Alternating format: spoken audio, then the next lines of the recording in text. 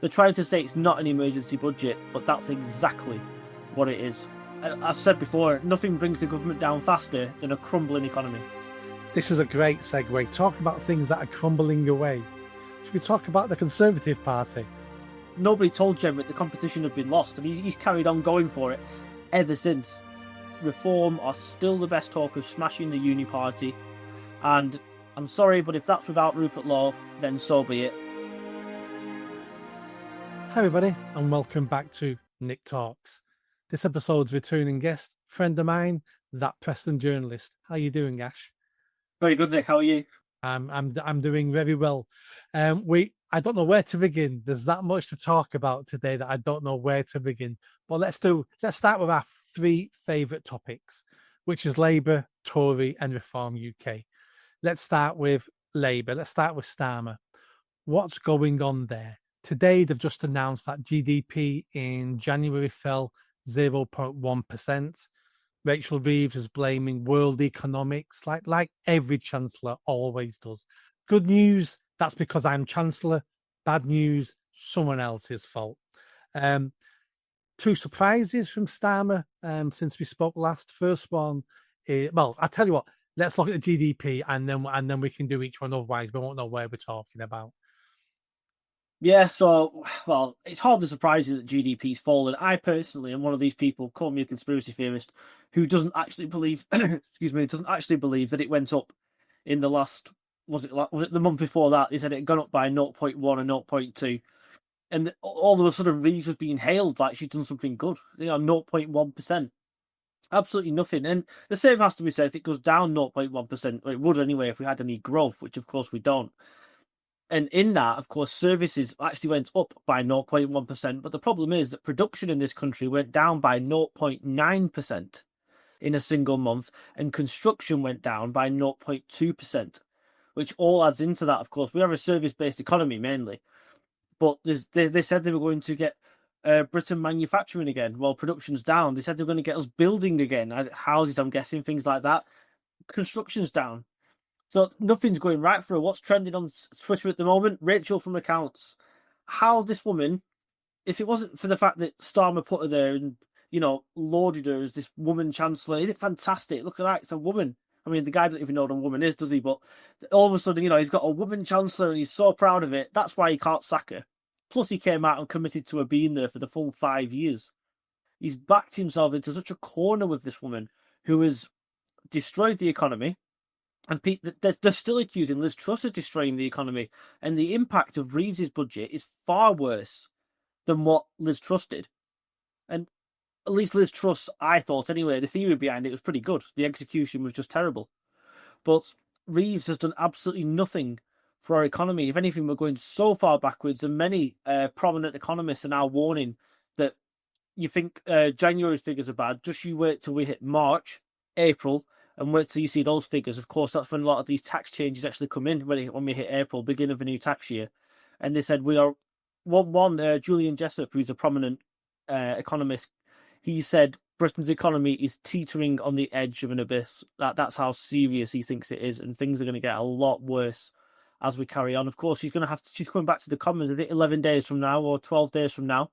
They're trying to say it's not an emergency budget, but that's exactly what it is. Things are going so badly, they're having to rethink some things. Now, what will be in that emergency budget, who knows? Are they going to roll back on all these policies? Personally, I doubt it.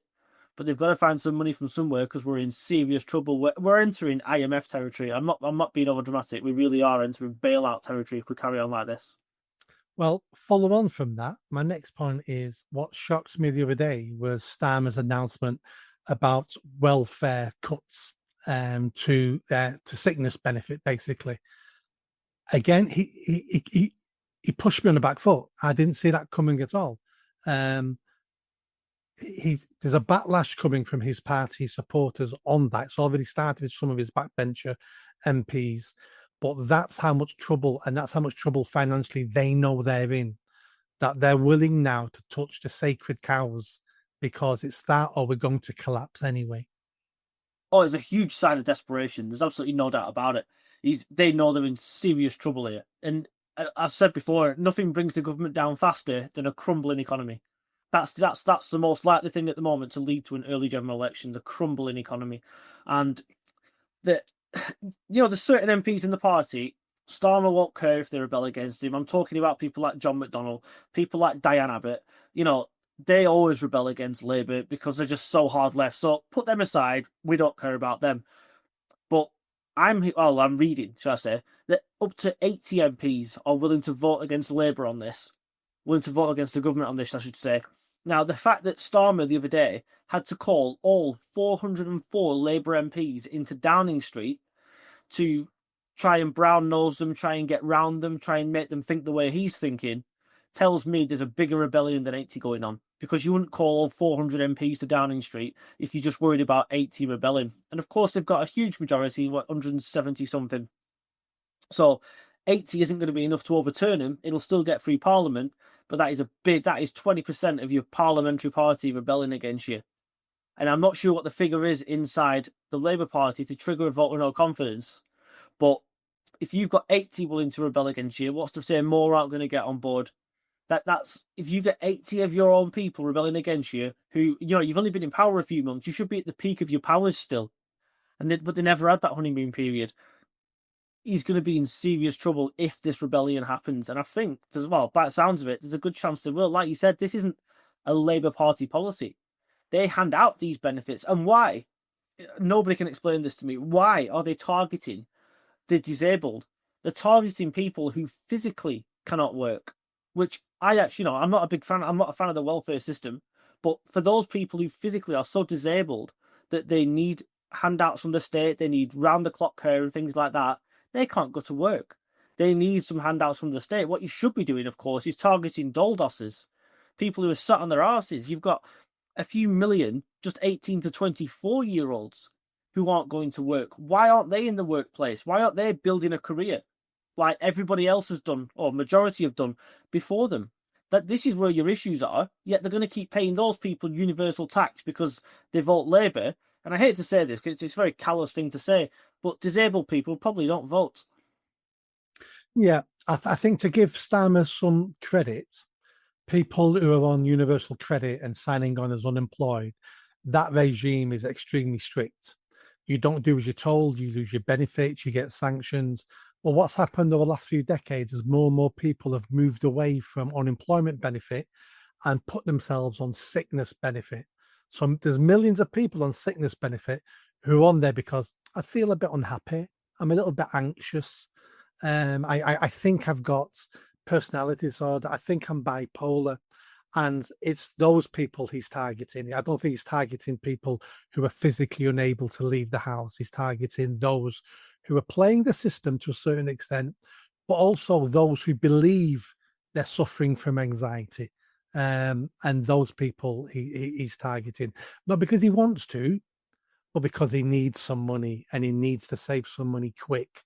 And looking at all the benefit system, he's been told that's where you can save the most money the quickest. Well, from what I read and saw, there was definitely disability benefits being cut. Now, all right, maybe I'm wrong. Maybe it's not people who physically can't leave the house. I don't know. But there's definitely an argument for getting people who say they feel anxious or feel depressed and stuff out of the house and making them go to work. It's far too easy now to get yourself signed off by going, I'm depressed. I've got a mental health illness. Nobody can test for that kind of thing, or they haven't got the time to test for that sort of thing. So you can get signed off for as long as you want. That's because, and people don't like you saying it, the mental health card became an industry. It became a great way of getting out of work or getting some benefits. And there are people, of course, who suffer from genuine mental illnesses. But I'll tell you what, a lot of these people who suffer with their anxiety and depression, it wouldn't do them any harm to go out, go to an office every single day, meet new people, have a laugh and a joke in the office with those people, actually do something, bring home a pay packet, because that'll do more for your mental health than any bloody tablets that the NHS can give you to try and perk you up for a few hours. Yeah, no, completely agree. Again, Starmer this week caught me on the back foot again. I mean, I've got to give this man some credit. He keeps throwing me curveballs here that I don't see coming. He scrapped NHS England. So he's not scrapped the NHS. He scrapped NHS England, which was a big quango, which was interfering and looking how to run the NHS and all that sort of stuff. he scrapped it. I didn't see that coming. Did you see that coming? No, and I don't think anybody did. I don't know. I've not got a lot of time for the guy because I've met him. But Wes Streeting actually seems to be one person who's got a bit of something about him. Let's say that he actually seems to want to do the job, and now he's coming under a lot of criticism recently because absolutely nothing's changed since he took over as being health secretary. And it was a couple of weeks ago that Amanda Pritchard quit from NHS from NHS England, and she was like the top dog, wasn't she?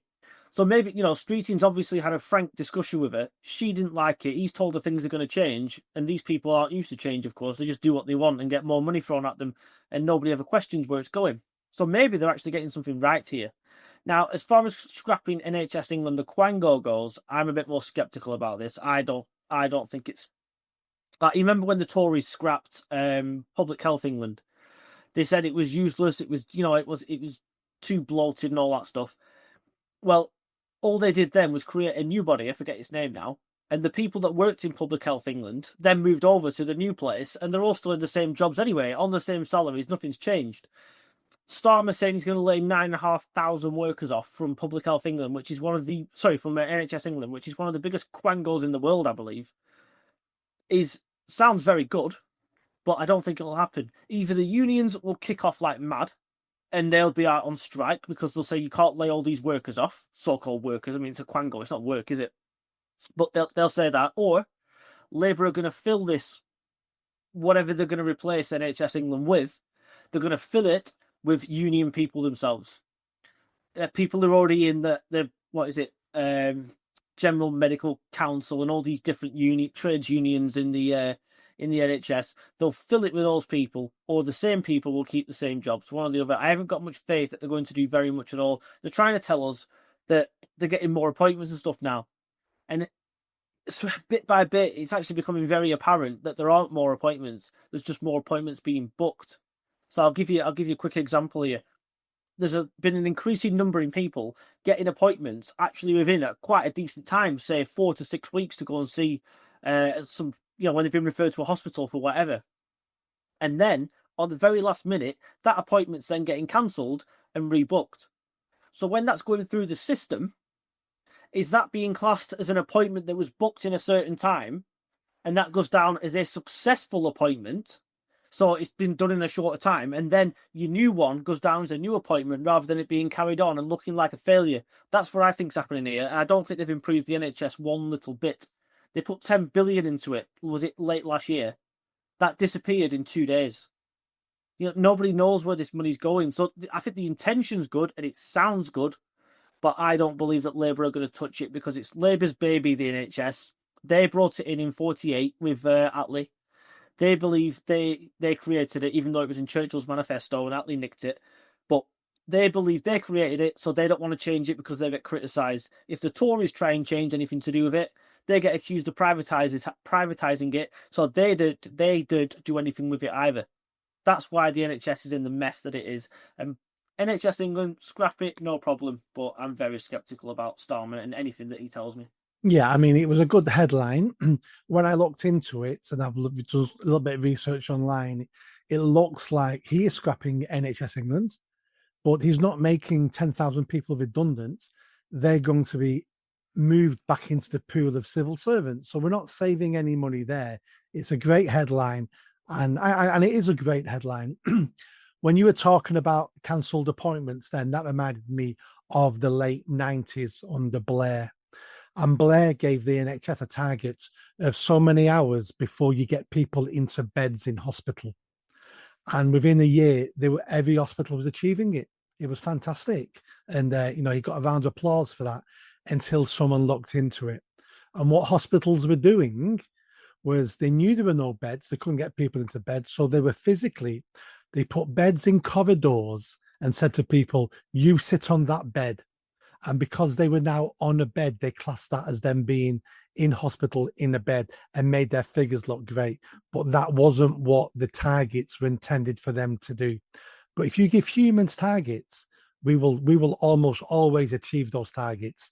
It may not be the way you want us to achieve it, but we'll work damn hard to achieve it. So sometimes it's about playing with figures and playing with definitions. Oh, you can make statistics say whatever you want, can't you? Good or bad, you can make them stats say what you want. And don't forget, yeah, Blur, yeah, of course, Blur common people, but a lot of this is down to Blur, by the way. The reason that things like public services such as the NHS can't run properly is down to Blur and that government. The population when Blur took over this country in '97, wasn't it, was about 58 million. Now what is it? Pushing 70. And that is down to Blur. That is down to Labour and, of course, the Tories as well, who've allowed continuous mass immigration into this country. So is it any wonder that while you're trying to put more money into the NHS, taking more money away from other parts of the state, and you're still importing all these people at a rate of knots every single year? What was it, 900,000 last year? Then, of course, you're not going to be able to keep up with demand. But link it to house building. Farage said for the amount of people that are moving into this country every single year, you'd have to build a house every 2 minutes, I think it was, just to keep up with the current rates of immigration. That's not including the people that are already here and don't have homes to go into. So I'm afraid a lot of our problems just stem back to mass immigration. People don't like to admit it, of course. I get called a Nazi for saying it, but that's the truth. I agree. You know, the NHS is failing because we've got an extra 15 million people in the country. Schools are failing because we've got all their children in the schools. Infrastructure is failing because there's more people walking on the pavements, driving on the roads, using services, and we've not increased those services and the money for those things in line with our population growth. So of course things are crumbling away. Now, this is a great segue. Talk about things that are crumbling away.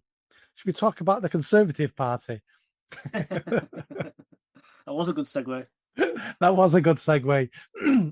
Kemi Badenoch, is she still alive? Is she terminally ill? Because I never see her anywhere. I don't see her really on the news. I don't see her online. No one's talking about them really. She's failing, isn't she? As the new leader, she's completely failing. Completely, no doubt about it. And you know, some of this business that's been going around over the last few days, like the two-tier justice story with Labour, and also the Jonathan Reynolds thing where they're pretending to be a solicitor in that's just given Jenrick such a golden opportunity because both fall under justice, and he's shadow justice. So we've said in the past, of course, that he never stopped campaigning for this leadership. He carried on campaigning all the way through. I think, was it you on WhatsApp or somebody said nobody told Jenrick the competition had been lost, and he's carried on going for it ever since. And that's what's happening here. And he's loving every minute of this because Kemi is walking into PMQs every week, managing to make Starmer look credible, which, you know, is no mean feat. And she's not taking the Tories. I think I saw them gain 1 point this week in the polls, which hasn't happened for a while. But they've basically stagnated under her. So all the support they lost at the last election hasn't come back. Despite what Labour are doing to this country and how bad they are, nothing has improved for her. Nothing she says is cutting through. And I've admitted in the past, you know, it's a tough job. People aren't listening to the Tories anymore because of the failure that they were for at least part of the 14 years they were in power. So it's hard to get people to listen. But don't be she's afraid to attack Labour because she knows that the line cut that comes back from Starmer is, well, what did you do in 14 years? But she's, by doing that and backing off from attacking on these important issues, she's just letting Starmer have free rein. And then she's allowing Jenrick to come out and do the heavy lifting, which is not good for her. She needs to be front and centre, showing people that she's actually got a vision for the Conservative Party, which she doesn't. Polling's come out for the by-election that's going to take place in Runcorn. You know, they're polling at 10%. This is ridiculous. They should be, with the way Labour are, I know it's more of a Labour area, but the way Labour are, they should be polling higher than Labour or, you know, challenging on the heels of Labour. But they're just not even in the game. They're absolutely nowhere near. And Kemi's leadership, although I'm wrong, I thought she would be a credible leader. I thought she'd be all right. She's been good at the dispatch box in the past. When she was in ministerial roles, she's good. She's quick-witted. The comebacks, you know, she knows what she's talking about. But I think she's being led by the nose and she's being led over a cliff. Somebody wants her out. Possibly it's CCHQ. They know they've made another mistake or something, and the party wants her out. And maybe it just looks incompetent to get rid of her now. Maybe it's too early because they just look stupid again. Then again, things are so bad for the Tory party. Does it really matter if you look any more stupid than you already do? But yeah, I think there's a chance, a slim one, she'll be gone before May. If not, straight after local elections, one or the other. I think a very good chance she'll be going after the local elections. I don't think they'll want to oust her now. They'll want her to take the blame for the local elections, so the new leader has a clean slate.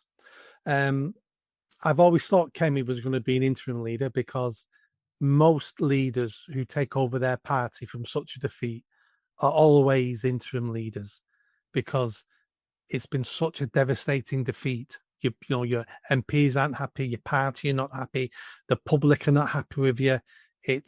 That's the job to save the party. It's not the job to get it elected. The person who comes after her has the job to get it elected. Now, I've not been a fan of Jenevic. I didn't believe him, still don't believe him now to a certain extent. Thought he was jumping on a bandwagon, but he's at the very early stages of beginning to maybe win me over because he's not stopped. He keeps saying the right things. He keeps talking about the right things. And I'm talking about, 0.5% of me now is going, I wonder if he's for real. I wasn't saying that a month ago. No, neither was I. And I've been saying the same things as you. His nickname is Robert Generic because he's so bloody dull. And all of a sudden he's found a personality and a set of beliefs when in the past, of course, he's been happy to go along with whatever cabinet came along, and he usually got some sort of cabinet position somewhere, and he was just happy to go along for the ride. And something clicked in him, didn't it, when he resigned from the cabinet under Rishi Sunak when he was immigration minister. He resigned then, and I think he started to spot his opportunity then. Now, whether these beliefs that he's coming out with, all of a sudden, he's trying to be Nigel Farage of the Conservative Party, whether these beliefs are genuinely held and he actually believes what he's coming out with is debatable still for me. But I, like you, I'm also looking at him going, yeah, he's saying the right things. That some of the things he's coming out with, I can absolutely get behind and vote for. And a lot of people will be thinking the same thing. And Kemi, it's like you said, he's everywhere. He's in the media. He's on television. He's on radio. He's in the newspapers. You can't shut the guy up. And he's doing, I've got to say, he's doing some great work in Parliament, like exposing Labour's flaws and failings. If it hadn't been for him, we wouldn't have known about this two-tier justice thing. That stupid bill that Labour have now been caught out on, trying to say they knew nothing about. That's great work by Jenrick. And it's things like that that are getting him noticed. And Kemi must be worried. And he's probably now the most unsackable person in that shadow cabinet. And you'll know when he's going to make his move because he'll resign and he'll go again. And that will trigger a no confidence vote in Kemi. Kemi will be ousted. You're probably right. It probably will be after the local elections. But there is a chance that if you bring in a leader with a few weeks to go who talks better and could actually get a fresh boost in the polls for them, that they might want that person to lead them into the elections, thinking it might galvanise some support. But that's a risky strategy, of course, because that would mean that Jenrick's first job will be to take a shellacking in the local elections, and nobody wants to do that, do they? So you're probably right. It will be Kemi that leads them into the local elections. But then I think after that, you'll see Jenrick resign, and that's it. Kemi will be moved against. I think he'll make his move in the autumn. I think he'll let the failures settle in over the summer months, the big break in Parliament. He'll be dotting his I's, crossing his T's, generating support. I would imagine then in the autumn, Tories will be having their annual conference. And I think he'll use that annual conference basically as his renewed leadership attempt. And I think Kemi will be gone by the end of the year, potentially. Unless something unexpected happens. The biggest problem for Kemi, and it's the fact, and Jenrick's going to have this problem as well, by the way. Anybody decent in the Tory party, people like John Redwood, people like Jacob Rees-Mogg, for example, the people that are actually Conservatives, apart from David Davis, they all got booted out. They all lost at the election. So what she's left with now is a load of Tory wets, a load of people that should really be in the Lib Dems, not the Conservative Party. So if she starts, she's terrified of coming out of anything that's even remotely right wing, because she knows that a lot of those MPs are going to rebel against her, and Jenrick's going to face that problem. Now, has Jenrick got the balls to face them down and say, well, if you don't like it, get out? We had this chat a couple of weeks ago, didn't we? When we said, you've only got 120 odd MPs anyway. If you have to go down to 100 or 90 to clear out the dross from your party, then it makes sod all difference, because you've got no power anyway and you'll have no power after it. So show a bit of leadership, show a bit of assertiveness, a bit of authority, and try and galvanise your support by kicking out those people that have dragged the Conservative Party to where it is now. Yeah. Kemi has nothing to lose. The Tory party has nothing to lose. They can't make things worse for them, for themselves. All they can do is improve if they take chances. If they listen to the people and talk about what the people want them to do. There's so many millions of votes there they could win over and win back again. But they're not even at that stage yet. The Tory party still doesn't know what it is. And they need to spend the rest of this year working out what they are. But we'll see. Let's move on. The next party, there's only three parties worth talking about in the UK: Labour, Tories, and Reform UK. Reform UK have been all over the headlines this week for the wrong reasons. They're going up in the polls, they're still doing very well. They're coming first in some polls now for general election voting intentions.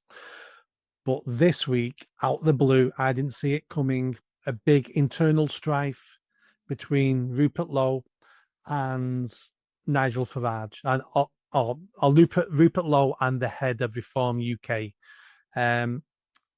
It's been a disaster for them. What's your take? I don't think it's been as big a disaster as what many people are saying.